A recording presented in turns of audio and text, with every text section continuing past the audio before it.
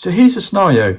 You've got your new iPhone 16, iPhone 16 Pro, iPhone 16 Pro Max, and you've just recorded a video and you've noticed that the audio sounds a bit muffled. It doesn't have the quality that you expected from a new iPhone as well. So here's the fix. So if you go into settings and you go to camera and you go to record sound, you'll notice that there's a new audio feature called spatial audio. This is a new feature that all iPhone 16 models have to produce more realistic and immersive audio recording, which you can edit later on in the photo app. But it has caused me some problems. So the quick fix is to tap on stereo and then go back out of settings.